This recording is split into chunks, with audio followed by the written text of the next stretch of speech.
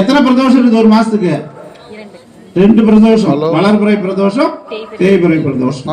எத்தனை நாள் வரும்? மறந்தே போச்சு. திரையோதசி திதின்னு சொல்லுவோம் வடமொழியில.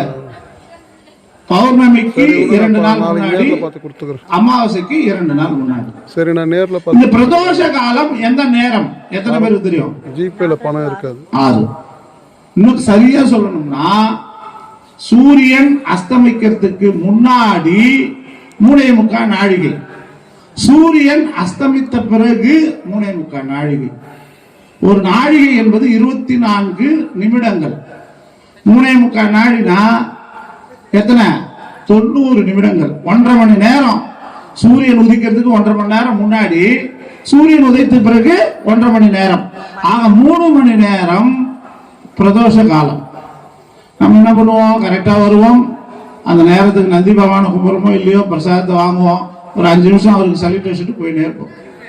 அந்த பிரதோஷ காலத்துல எல்லா சிவன் ஆலயத்திலையும் நந்தி தேவருக்கு முதல்ல அபிஷேகம் நடந்து, அவருக்கு பூஜை நடந்து, பிறகு சிவனுக்கு நடக்குது. வேற எந்த கோயிலையும் எந்த இறைவனும் அங்க இருக்க மாட்டாங்க.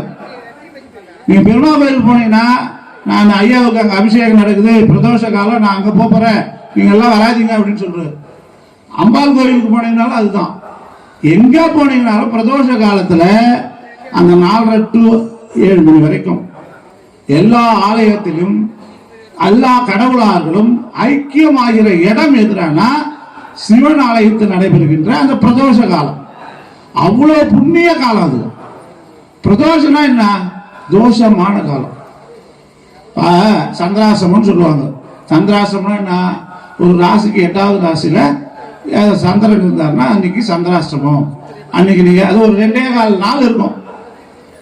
இப்பெல்லாம் நிறைய யூடியூப்லாம் வந்ததுனால நிறைய பேருக்கு எல்லாமே தெரிய ஆரம்பிச்சிருச்சு. அப்பெல்லாம் சந்திராசிரமம்னா என்னன்னு தெரியாது.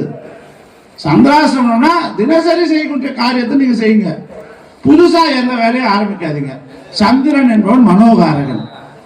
அந்த மனதை கெடுக்கக்கூடியவன், ஒரு மாதிரி நிலைப்பாய வைக்கிறவன். அந்த நேரத்தில் முக்கியமான முடிவுகளை எடுக்காதீங்க. எப்ப உங்கள் ராசிக்கு 8ஆம் இடத்துல வர சொல்ல ஒவ்வொரு காலண்டர்லயே போட்டுருக்கோம், யாருக்கு என்னைக்கு எப்போ சந்திராசிரமம். அப்போ இந்த தோஷமான இந்த காலத்துல, பிரதோஷ காலத்துல எங்க நாம எல்லாம் இருக்கணும்?